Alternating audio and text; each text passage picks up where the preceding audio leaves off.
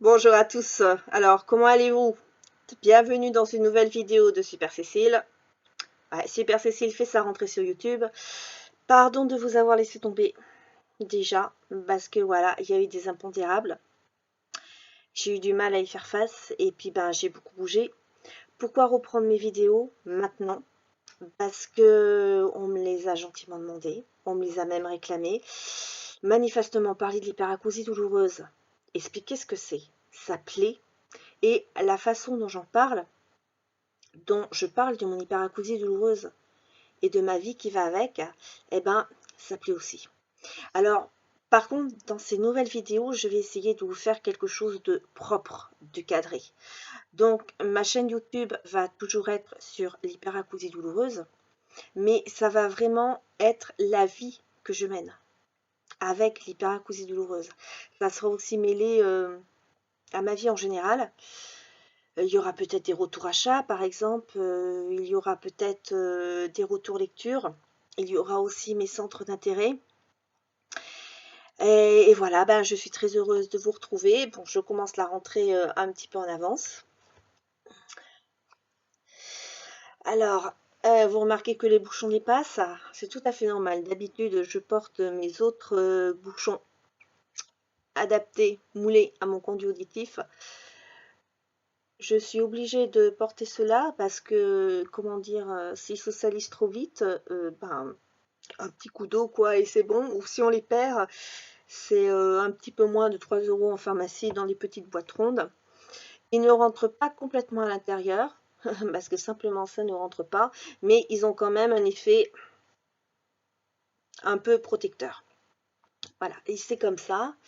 Et c'est pas autrement. Quand je vais dans des sorties, on va dire, officielles, genre rendez-vous chez le médecin, genre aller à la bibliothèque, ou faire une longue balade, et bien sûr, je remets mes bouchons bien filtrants, qui rentrent bien dans le conduit auditif, tout ça, tout ça, tout ça.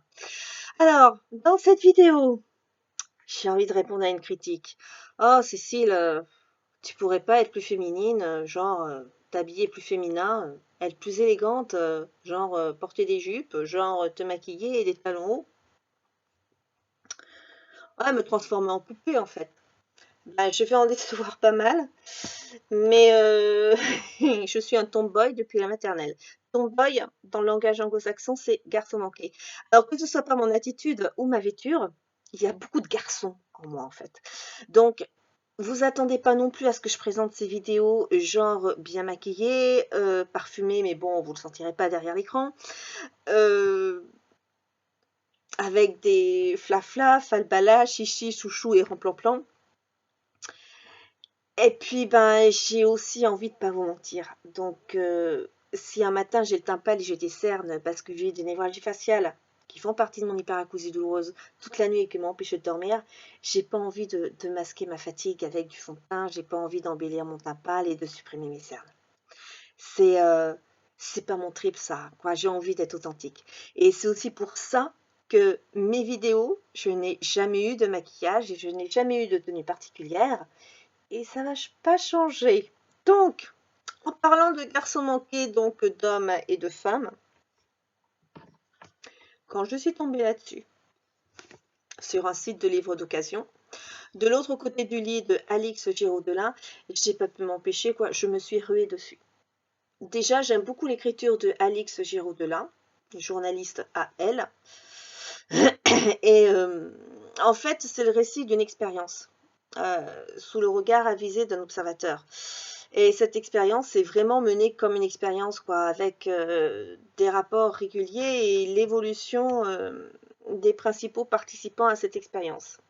Les participants, c'est un homme et une femme, un couple, des parents, qui un jour ont l'idée saugrenue, en fait, d'invertir leur rôle. L'un va prendre la place de rôle. L'un, pardon, va prendre la place de l'autre.